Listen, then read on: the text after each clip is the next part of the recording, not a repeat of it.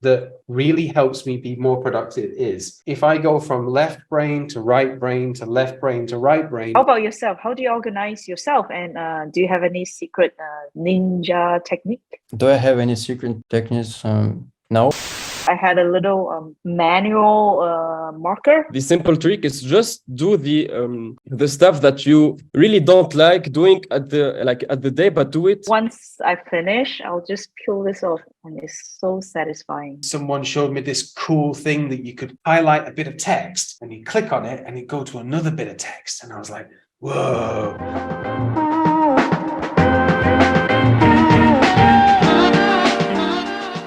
Thank you, every one of you joining us here. And we actually had a session about 2 weeks ago, similar session for the graphic designers, which is how to get on top of everything. Just to get, we are not talking only about designs, but also about how we manage our life as a designer. I'm very happy to invite one of my close friends, Carl. Then we will also be having Kyryl and Hamza with us. So maybe Carl, can you just do a quick self-introduction on your side first so that the people will know who you are? Sure. Thank you. So I'm Carl. I'm an alcoholic. Oh, sorry, wrong meeting. That's next Thursday. No, I'm Carl. I've been a UX UI designer since before it was called UX UI design. So I've been playing with the internet and stuff for about 23 years. I used to love writing stories, and then someone showed me this cool thing that you could highlight a bit of text and you click on it and you go to another bit of text. And I was like, whoa. And then so front page was where I started back in the days. And ever since, I've just loved doing it. I did a degree in computing and internet technologies, which was pointless. The only thing I learned was how to roll the joint. I basically taught myself. And one of the things that I was very, very lucky to have was some horrible bosses, cool guys, but they were perfectionists. And I got to learn from them and be inspired by them, and all of the horribleness that they've done to me, I now do to my teams. And then one of the things that is actually relevant to today's kind of talk is I love doing everything because I've been doing this for so long. I've done just a little bit of everything. And obviously when you get known to be that kind of person, you get overwhelmed very easy. And when I get stressed, I need to tidy things up. And so I'd often get stressed, tidy things up, and then I'll be like, okay, so if I do this before I get stressed, it makes it a bit easier. So that's kind of what I want to sort of talk to you about today, is how you can avoid stress by tidying up before you get stressed, and give you some of the tools that I use every day. So yeah, that's me. Yeah, and I'm currently the head of UX UI for True Digital, which is one of the largest telecommunication companies in Asia. I'm also the lead product designer for two other startups. One is a sustainability startup called Green Effort, and the other one is called GemCloud, which is the gemstone industry. Father of two, and mother of one. And that's it. That's me. Wait, mother of what? Bad jokes. Mother of one, yes. My belly is something I'm quite convinced is a baby inside. I'm sure it's going to be a real thing in no time. It's either that or I really need to go to the toilet. It's one of the two things. I don't know. Oh, yeah. And okay. I tell horribly bad jokes. And actually, you did not tell people that you also had a school before. Oh, yes. So I was the founder of Web Courses Bangkok, which was Thailand's first fully accredited tech academy. Started from no, is it that? Yes, I started from this little book, writing all my ideas in this little book. Got obsessed with bringing teaching and quality design to Thailand, and yeah, and I've taught about, according to Udemy, about over 350,000 students on Udemy, about 2,000 or 3,000 in person over my career. So yeah, that's it. So let's do a quick introduction for Hamza. Can you just tell a little bit about yourself, and also perhaps tell us how you actually got into UX UI designing. That'd be cool to know. Yes, of course. So first of all, thank you so much for having me. I started as an IT engineer, so I have an IT engineer background, and then I switched it into like in UI UX design. So first of all, I'm a full stack well developer, but back at that time where I was studying all the IT engineer stuff, I was also freelancing a lot of graphic designing and doing a lot of design works related to the web and the graphic and the branding and the visual identities besides my IT engineer like program. And then I found myself that I love creating design a lot more than just developing. So it was fun back at that time, but I was more focused and interested into the psychology users of humans, how we interact with things, not just only with web design, but with everything, you know. So in that point, I switched it into UI first because I still have my background. I have an experience in like the design, in the graphic design back at the days. And then I switched it into Figma. I started with Adobe XD. I switched into Figma. And I literally try to understand how it works. So even for a small document, I open it like this kind of tools, and I try to sketch everything up right there. So I try to learn the shortcuts, the how can I like use the tool at its finest like skills. And after that, I was also amazed by the laws, a lot of UX like principles, etc. So I started watching a lot of stuff, and I started getting inspired by this. I started to try to manage all my skill set around UI and UX. So and this is where it's all honestly begins. So I'm also a DJ. So I also created my own covers and my own like vinyl posters, etc. So it started from there too, and I created the designs for the covers of the sets and podcasts and vinyls, like shops, etc. So it starts from there, going at the same time with my IT like program. And then I found myself that I need to switch between IT. I still have that hat, but I'm using my UI UX hat way more than my development skills. But now I'm still combining everything up and, you know, being pluridisciplinary and try to learn a lot of new stuff. Especially right now, I'm really focusing into like a Webflow and Framer. I really like them. But, you know, I'm also using some tools that I'm going to share with you later, called Rise, for example, for time tracking. It's like an advanced version of the Pomodoro technique, etc., etc. So I think we will talk about it just later. But I'm so amazed by just creating a sketch on paper and transform it directly through all the process into the handoff of the development into Webflow or even Angular, React, or any other framework that we can like develop right after, and hosting server, etc., etc. So all the process is really interesting for me. So I've been doing this for this period. People, if you need DJs, you know who to look for. So thanks, Hamza. Let's hop on to the next invited guest. Kyryl, are you there? Yeah, I'm sure.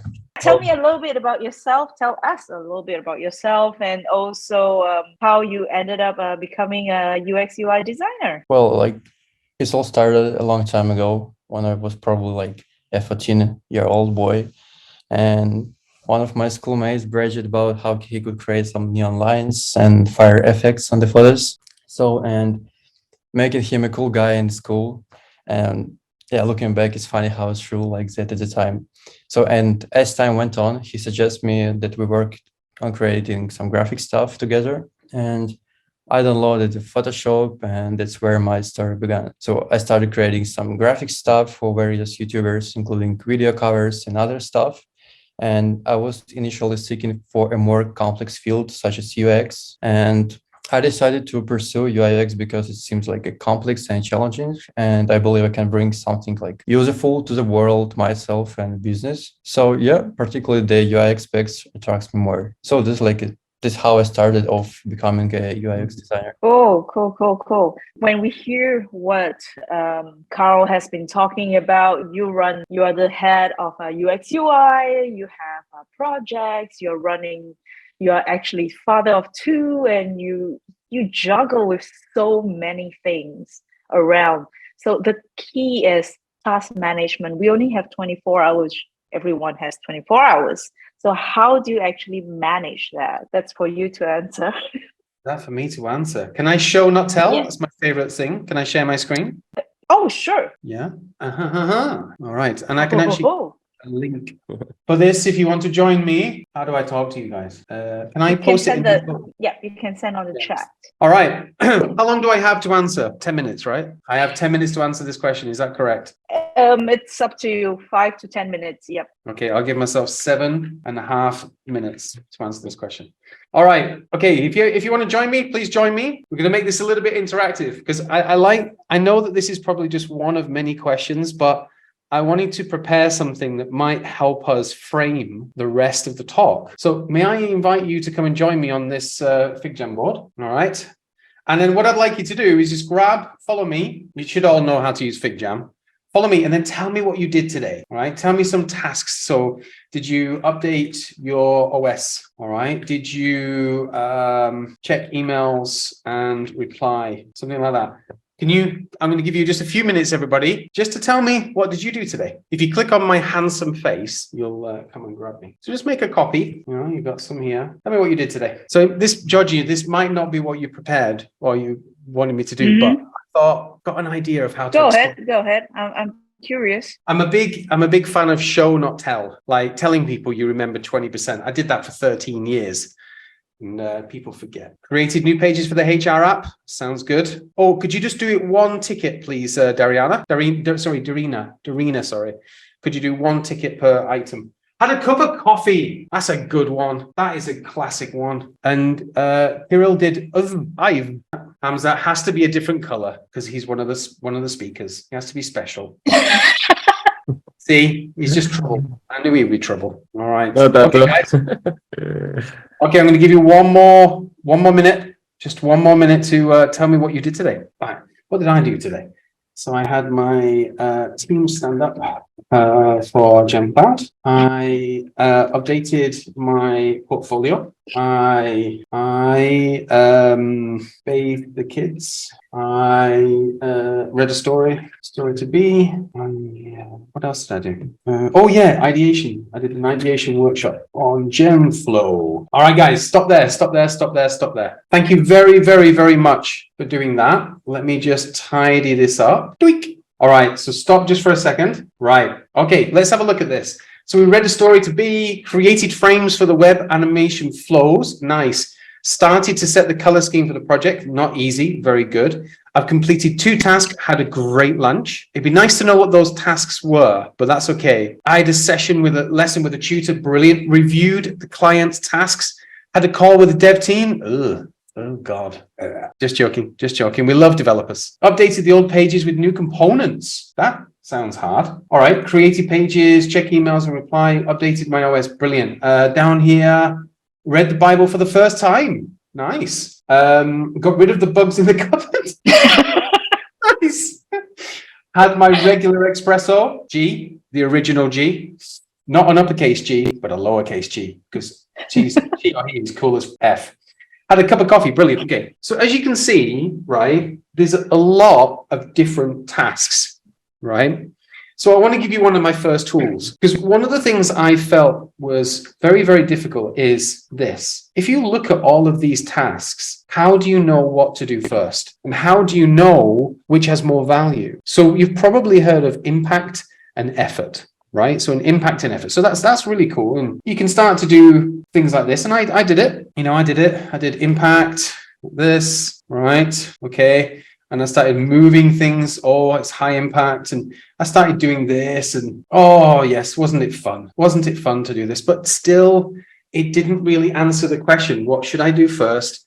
and what should I do last? And then I remembered that it was actually something that I found, it was the way I started to look at time and also inertia. So one of the problems with a to-do list is it can either be a mountain, it can be a molehill, it can be a step, or it can be a hole. And we need to decide what they are. And often to do a to-do list, you just need to get going. So I'd like to suggest to you this. Could you follow me, please, guys? So follow me down here. And I'd like to introduce you to this. If you look on the camera, this is how I do it. This is physically how I do it, right? This is how I'm about to show you this. What I do is I start to put my tasks into 3 different ways. The first of all is fast. Now, what constitutes something fast is it takes less than 10 minutes to do. Something fast. For example, checking emails, updating, having a coffee. I don't know how long it takes to get rid of the bugs. Maybe it was fast, maybe it was slow, I don't know.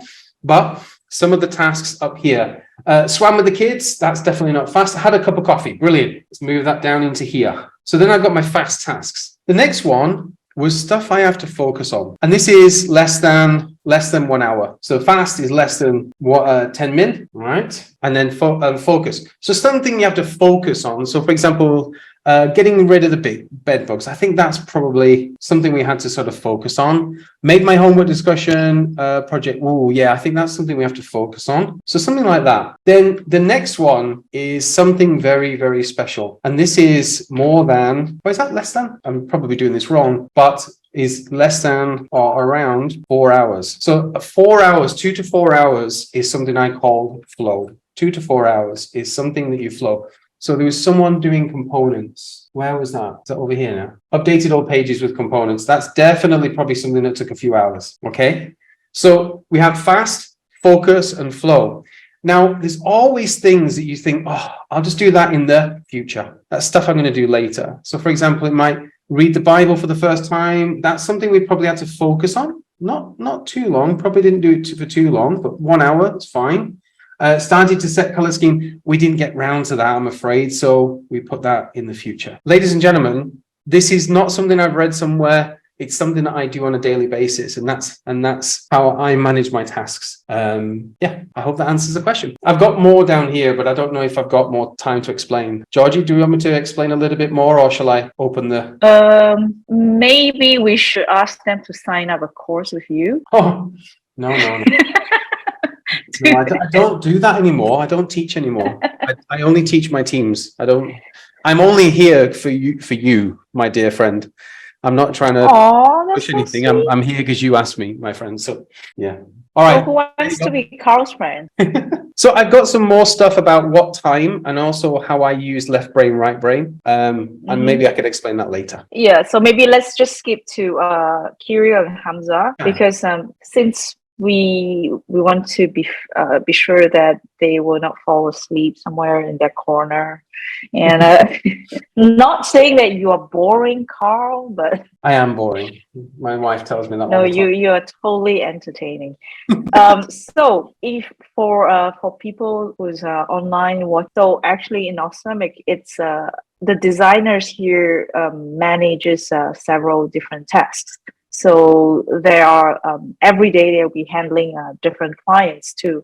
So working in Awesomic, it's a little bit like you are your own boss. So you have to actually manage several clients at a time, and also manage your time yourself too. So I would like to switch the question to Kyryl and Hamza. How about yourself? How do you organize yourself? And do you have any secret ninja technique? So whoever wants to hop in first, Hamza or Kyryl? I can start the first if you want. Yeah, no problem. Okay, thank you. You're Sometimes you have act like a project manager to effectively manage your project and improve them beyond just completing the tasks. So it's like running your own small agency. And do I have any secret techniques? No, but of course I have something to share with you. So let's start with some methods. I will talk about my experience in Awesomic, of course, but I think someone will find it useful as well. So the first method is roadmap. First of all, after completing 2 or 3 updates, you will likely have a better understanding of the amount of work involved. So use this to create a proper roadmap for the project. Create a file where you can write down all tasks that need to be done. And I recommend using some methods like Scrum or Agile to help keep everything organized and manage your tasks. And the second one is like a backlog. This is one of my favorite methods because I also use it in my life. Simply create a table and prioritize the task you need to complete for today's update, for example. Because in Awesomic, since we have not unlimited hours per task, it also helps to clearly plan your workload and workflow for each update, especially allowing you to see the speed for different tasks you can do. This is a mere list, like a starting point, and when you choose to enhance your time management skills, you will acquire additional knowledge, and be capable of implementing into your projects. So start from this and you will see the results. And also I have something interesting to share with you. Like 95% of people feel having a list of tasks to each day is good for their mental health. And also 96% of people that having a to-do list to work through make them more efficient and productive. So that's it. Cool. I also have a lot of to-do list every morning. I actually have something that maybe I can share later on. So maybe Hamza, can you hop onto your site? How do you actually manage everything every day? Yes, of course. So in my side, so like one thing that I've really found that is really helpful is, like Carl said, so prioritizing my tasks. It could be like t-shirt sizing tasks, or it could be just by prioritizing it using hours or minutes or something less than 10 minutes, as for example, sending or replying to emails, etc. And I think that it's very helpful because I try to make sure to really go into the most urgent and important tasks first. So this helps me stay really on top of all my workload and avoid like feeling overwhelmed. So I've also found that controlling my energy also throughout the day is really crucial, because with 3 or 4 simultaneous clients, if I can have some task that I already write it down, even write it in a paper, it doesn't mean that I need some tools or try or use many other tools. It's just trying to making it really simple. So using the notes of my Mac, for example, or using even a note in a paper, just to write them down. And the fact that you can check them right after, it gives you some boosts, and try to have that boost of serotonin or dopamine in your mind, and you can go to the other task, give your time some break, etc. So even if I'm feeling distracted or I'm losing focus, I try to take a break to recharge. As I said, for me, I found that the Pomodoro technique, I don't know if you already know, but it's basically 25 minutes and break. It doesn't really work for me as well for my creative process. I really prefer to fully immerse myself in a task and take that wave of inspiration until I've completed it. And I also recognize at the same time the importance of taking breaks to recharge my energy and to prevent burnouts, etc. So it can really help me go throughout the day, but I won't stay and focus for 1 hour or 2 hours. It could be 40 minutes, 45 minutes, and then have a break of 10 minutes and then come back again, etc., etc. So this does work well for me. And also when I do need a break, I will really step away from the work. I listen to some music, eat a snack, or do really something else that will really help me refresh my mind and come back to the task with renewed and focus and energy. So for me, the only application I'm using for time tracking and productivity is called Rise. So Rise, it's an application that automatically captures time spent on your desktop focused window. For example, if you are in Figma and you will go to another website or something, it will have a funny notification that tells you, hey, come back and don't get distracted right now. Do this kind of research or check Instagram or whatever in your break time, etc. This kind of behavior really helps. And it can be right after a reflex, because you are building something within yourself. So at some point you don't really need time tracking if you are really fully aware of what you are going into your day, if you have a lot of tasks, of course. So I've also always tried to regroup similar tasks together. For example, if I have a lot of email to respond to, I will deal with it. I will deal with them all all at once, rather than just switching back and forth between emails and other tasks. So this really helps me focus and conserve also my energy. I also found that breaking down larger tasks into smaller, like more manageable parts can be really helpful for me. For example, if I have a large project and I'll break it down to smaller tasks and set deadlines for each one of them. This makes the project feel more like manageable and helps me focus on one task at a time. With, of course, the time blocking, because if I have some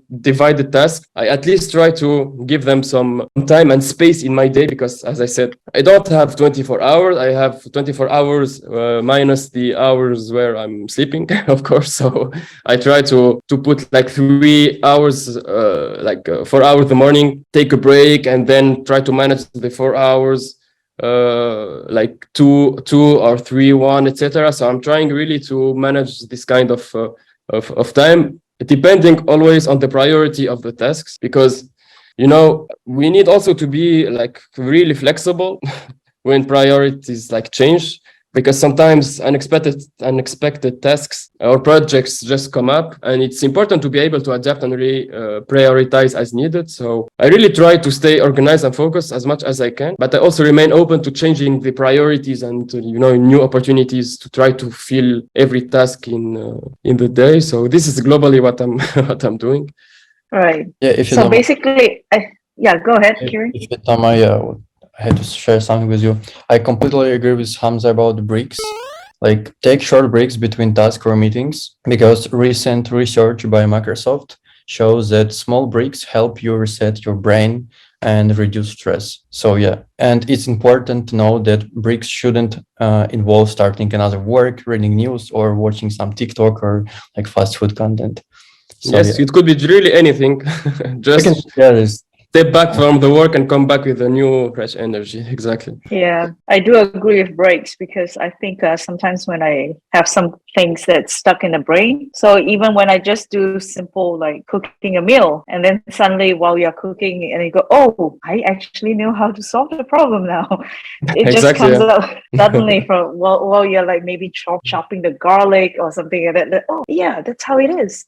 And it always happens, even not only for designers, but I think also for developers is quite similar. I wanted to share too, like I do have something very similar to what Carl you said, and also like Hamza and everyone said. I had a little manual marker.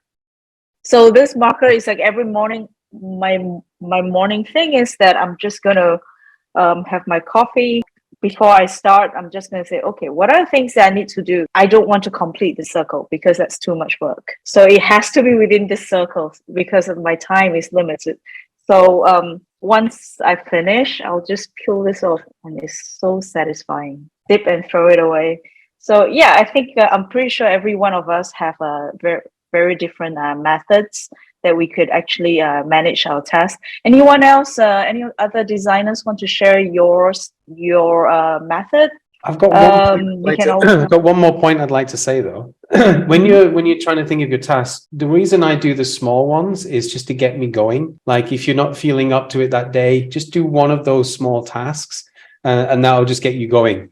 So something that's like, I don't know, update Chrome. Just doing that, update Chrome, done. You've achieved something, and then you can peel your stick, and then you're like, okay, I'm ready for the day now. Yeah, but there's also a problem here. You see, I'm missing one part here, because these are all the simple ones. But sometimes I also realize that I procrastinate. So what I did is like what Hamza did. Is like I break the large task, which is actually in one of them, and I break it into smaller parts and make it feasible to finish. So I don't think all tasks are simple. So there's always definitely time where we couldn't manage everything. But if we actually break that down, it will be chewable. It's just a piece of cake, You want to cut them into biting pieces if you want to make sure they finish a whole cake by tonight, for example. So yeah. I do have something to say, Georgie, just if this can help also. It's the last thing. So there is like something that really helps me, like at the beginning of the day. So when I immediately woke up, the first things that I'm trying to do is to complete the simple tasks really quickly. And the simple tasks are just as simple as like do the bed and wash take like, for example, a shower, or wash or wash the dishes, or stuff that you already know that you must do, but you are not, but sometimes you just are missing. But if you just put yourself into a situation where you start just by doing simple tasks like the day, the mind will start immediately working, starting from that point, and it will be easier for you to just go and start the task, because a lot of people, including myself, of course, has a tendency of don't know how to start a task. But if you just pull yourself into the task, you will find you will be fully immersive into it, And if you want that, the simple trick is just do the stuff that you really don't like doing at the day, but do it just for the sake of some stuff needs to be done especially in a correct way, not just done just to do it, but do it in an excellent way, and then you will progress really fast, because you will do the stuff that you don't want to do in a good way. So even the stuff that you are good in it, you will be excellent in it. So this is like the perspective of it. So this is like the last thing I wanted to share. Yeah, I think that's also very similar to what Carl said. Like sometimes just by starting something, even when you think like press the button, but it will still actually work. It sounded like you were starting something else. Start the day with a good food. Yeah. So I know every one of us here have also another issue that we usually face, which is deadline. Ding, ding, ding. It's like, you have that limited amount of time, and you see that perhaps maybe you have like 2 or 3 clients giving you specific deadlines to the task.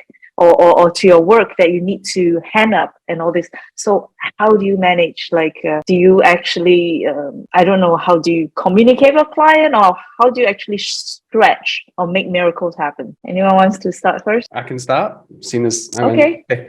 Okay, good. So, right. When you're doing stuff, it's not always the same thing what you're doing. It's different things. So, for example, let's say you're working on a design system for Figma, right? There's a lot of stages to that. There is planning, there is architecture, there is designing, there is actual building of the components, the variations, etc. And all of those different things, like for example, designing is more right brain, whereas the componentization and structure is more left brain. One thing that I find that really helps me be more productive is if I go from left brain to right brain to left brain to right brain, instead of trying to just do left, right, left, right, left, right, I try and do a sprint of left brain stuff, stop, and then go to right brain. So if you have to do, for example, a design system for one client, and you have to do a standard UI design for another client, then try and do left brain stuff for client A, take a break, move, and like we said, which is, I completely agree, take a short break, whatever, and then do right brain stuff for the other client. The reason I'm suggesting that is if you are not fighting with your brain, you can work faster or you can work slower. And that's something I learned many, many years ago. And it really, really helped me be able to, okay, I've got to do the deadline right. As long as I'm aware that I'm doing this, then I'm doing that, instead of trying to do this. Like, for example, design, then implement, design, then implement, design, then implement is very, very difficult. I like to design everything first and then implement. So that's the way that I would suggest is if you have 3 clients, try to do left, right, left, and then go back to the first one, left, right, left, and work with the brain, work with that. My last tip is when you're trying to do these left brain, right brain stuff, do the creative stuff in the morning and then do the implementation in the evenings, right? Now that does depend on everybody's chronotype. It's a very interesting thing to research into chronotype, but if you're a nighttime person or a daytime person, rather than fighting with it, like Georgie said, she procrastinates, then let yourself procrastinate. Give yourself permission to do it. Because if you fight the brain, it will fight back. And that is what makes you slow, and that makes you miss the deadlines. Thank you very much. Tune in next week for more. Donations welcome. I'm here till Thursday. My Patreons will be able to ask me questions quicker. Like and subscribe. With a free sticker with Carl's face on it. Yeah. Yeah, so Okay, anyone else wants to answer that? Designers, you could also jump in if you want. Yeah, I have something to share with you as well. Mhm. Yeah, and also thank you, Kyryl, for sharing with us these methods like left, right brain. I'll try by myself as well. Well, methods I have described earlier help me to manage my task every day. However, I also have 3 things that definitely will improve not only your time management, but also life. So the first key factor is focus. Of course, it can be extremely challenging to maintain focus in today's world with social medias, fast food content, messaging apps, and dopamine hits. However, it's vital to avoid all such distraction during the work or study time. Initially, it might be difficult, but the result will be worth it. Just trust me. So I'm still practicing to improve my focus, and even the effort alone brings me closer to my goal. And the second point is discipline is the most crucial but challenging aspect for most of us. But however, being disciplined is essential to organize our daily work and plans, which ultimately help us to meet our deadlines. And speaking of deadlines, let's be honest, according to a recent report, I have found only 16 of people claim that they always hit their deadlines. So of course, it doesn't mean that you can afford to miss deadlines or delay your work, but keep in mind that a few days or maybe week and doesn't make you bad as designer. So just that's it. And of course, breaks. We have talked about this recently. So this is three top things that help me to manage my time and just be focused. Yeah. Of course, it's hard, but just try it by yourself. So anyway, talking about that, there is also another thing that we are interested to know is customers' knowledge and customers' mind, because we are talking about some customers, they don't even tell you the exact deadline. And sometimes when they actually just write down and tell you what task they want to do. But how do you actually understand? Because some of them, they're very, very vague. They're extremely vague with their point of view, or they just say, I want to, maybe simple things, simplest, most common thing for all UX UI. I want to create a landing page. So they'll say, I want a landing page that is fun. And they will give you the logos and all this, but it's still very vague. So how do you actually pick your customer's mind and to ask the right questions? Anyone? Okay, do you have something, Kyryl or Hamza? Because I have Hamza, how about you? So basically, if I have a lot of it's not misunderstanding, but there is a lot of information that are missing. For example, in the brief, I immediately try to schedule a call, and if I can schedule a call for some reason that I can't know, for example, if the customer don't have enough time or he's busy or something like this, I always try to record myself, record the screen, record myself, and try to send him or her, of course, the idea of how I'm going to conceptualize the design, how I'm going to design it, using only the few elements that he has already shared with me. So it's, of course, difficult because I can't really go directly into these, let's say, the things that he has already in his mind. For example, if a client wants a landing page, as you said, and he just doesn't provide anything, he just wants a funny landing page with some text. Everyone can provide the funny landing page with the text, but of course it won't be enough for create that landing page that will satisfy his needs. And generally, I always do the research and then send a video about those research and tell him, hey, I found this and this. Do you want me to go into that direction or this direction? This is the file Figma. Also, I create some iteration, the first version of the iteration. Do you want to go like this? So at least I'm giving him something. I'm giving the client something. So at least we can start from there. And if he can't bring something on the table, I will try to bring it from my side and try to go into a direction where it fits his needs. So this is the most difficult, complex part. So you mean your very initial part will be asking you will start iteration and create a few designs first, and just the first update, just as a first update to try to understand if he wants something like this or something like the second iteration. I try to let's say be the closest possible to his So you actually needs. create it out from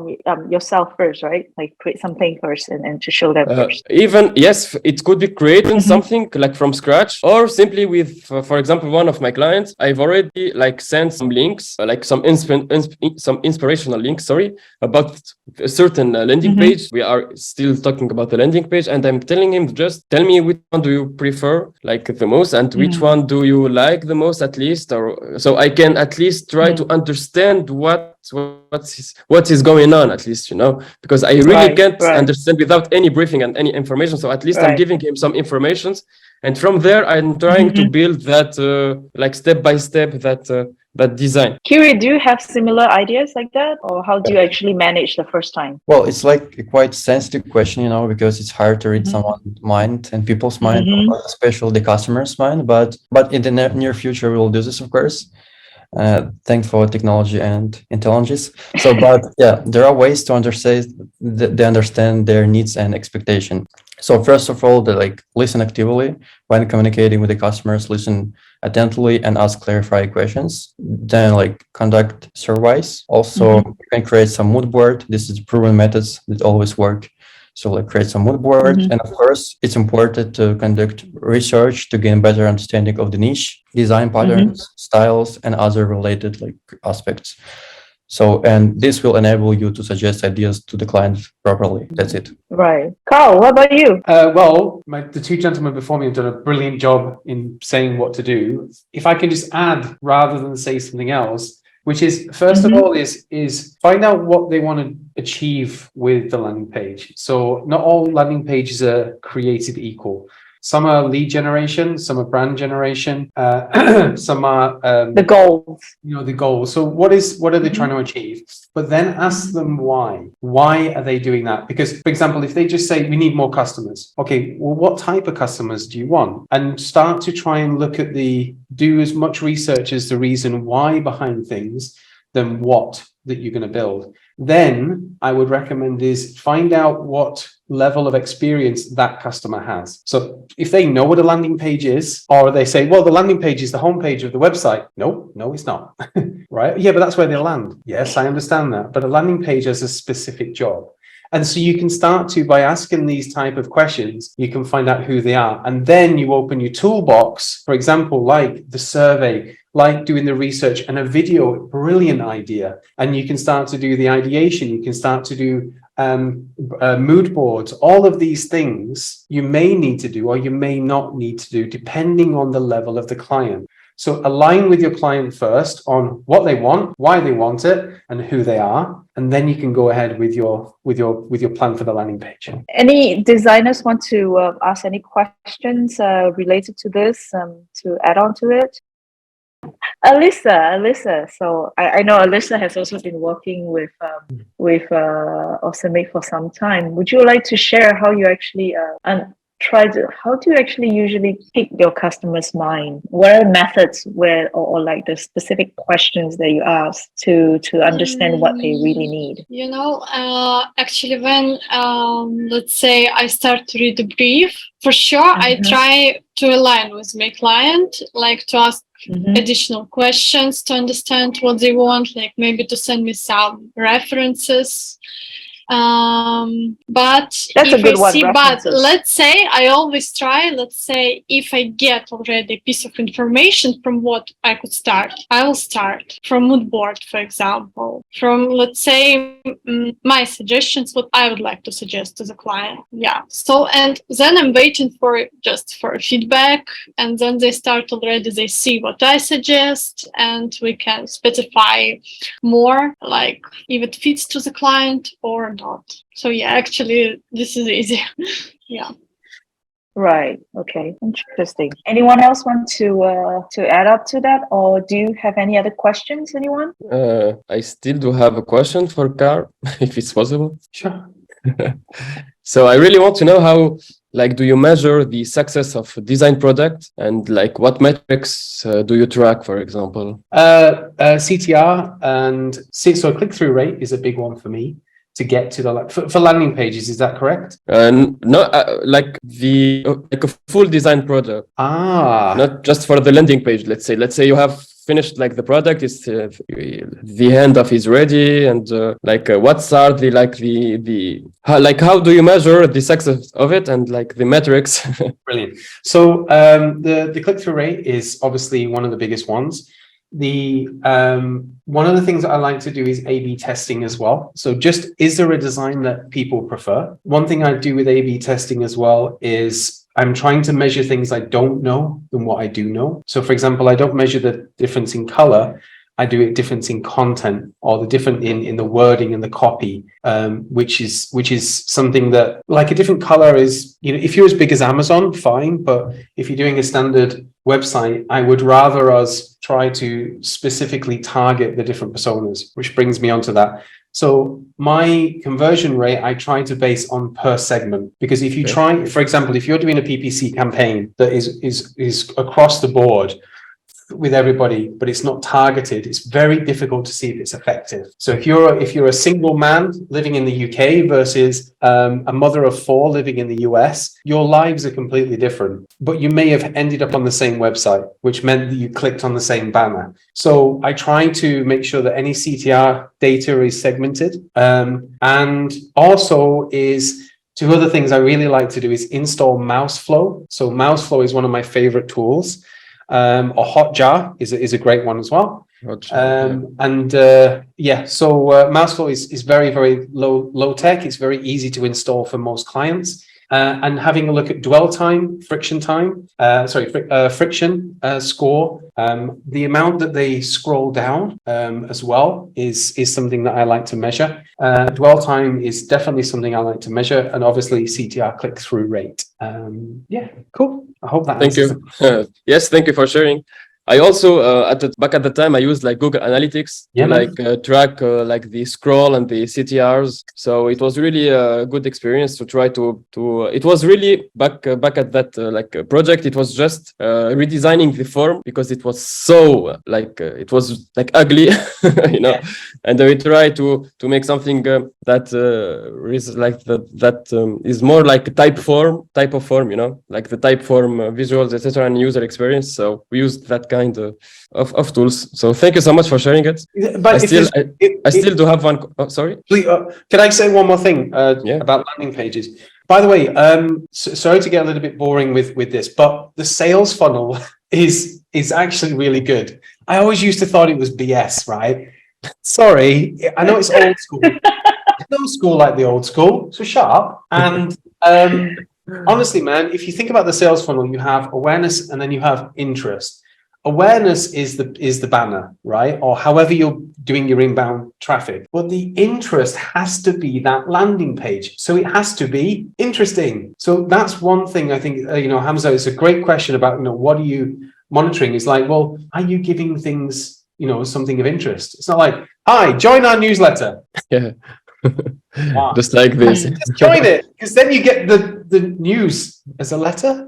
Yeah. If you haven't thought about it, then it's probably not going to work. But if you're telling me you're going to give me an ebook that will increase my sales by 550% in 24 hours, you've got my vote and my ebook. I think ultimately it's to understand the target audience for the page, because you need to know what they want, because then that will be successful. Sometimes a web page might not be really pretty, but it does serve the purpose of like showing a huge sign saying the things that they want to hear. Bingo, you got the right one, and the churn will be really high for that. Yes, I think it's. Sorry, go ahead. No, go ahead. Sorry. No, it's okay. Go ahead. I do think that the needs of the user are immediately linked with the business goals of the project. So, and the question is like the tricky question here is how you can balance the needs of the user with the business goals of the project. So this is, I think, what we are trying to all achieve in a certain way, but. everyone got his own like way of working. But I think this is like I think the one of the biggest like questions that I always like try to answer, like can I balance the needs of the users with the business goals of the project without having any metrics, especially with the new client, for example, because you need to read everything, you need to understand what he wants, the goals, etc. Because if I'm building something from scratch and I know that it's going to be implemented, it needs to be immediately with linked with the business goals of the project. So this is also the questions that I'm always trying to figure it out before even starting to work on the project. Like I'm stepping away, like trying to make my research, etc., and then like try to work. I personally, I don't know about the rest of you, but I personally feel that not all clients know their own target audience. Yeah. So not at all, I think. It's very important to actually, sometimes if you can study a little bit, take a step back to look at what the product is about, and to just maybe do a suggestion to the customer. But clients are clients, they are not always open to suggestions. So sometimes they may think that they know that their target market well, but they don't. I have a good way to get around that. Is I always used to ask, I did this with my students with UX design and the reason for personas. I used to say, right, imagine you need a car, right? And you're going to ask your mum to buy it for you, and you're going to ask your dad to buy it for you, right? How would your language change? Oh, dad, it's going to be cool and it's going to look really sick and it's going to have some really 14-inch rims. It's going to, oh man, I'm going to get so many girls. Go on, son, here's $1,000. And then mum is like, no, mum, it's going to be safe. I'm going to go to school quicker. It's going to be really safe. It's got good mileage. You know what I mean? And then you realize the end result is a car. It's the same thing, but the route is different. Yeah. Sorry, I saw Victoria. Is it Victoria who raised her? Sorry, my colleague told me that you were calling me, but I have a poor internet connection and I was disconnecting in this time. And I'm without camera because of my connection. But I can also add something. For me, it's very important, first of all, my emotional and my mental health. And it's very important to care about it, because if you have good mental condition, it's better to focus, it's better to solve any problems and do everything. So first of all, I try to care about my body, my mind, as a base, and then everything really goes better. And just to talk with clients as with people the same as you, to be a human, to feel clients and be active, and just be yourself, and everything really goes better this way. Yeah, I totally agree. I think this is a very, very important issue that I often see a lot of our designers faced with. Our emotional issues that we are facing, or our mental, especially for all our designers friends here, Awesomic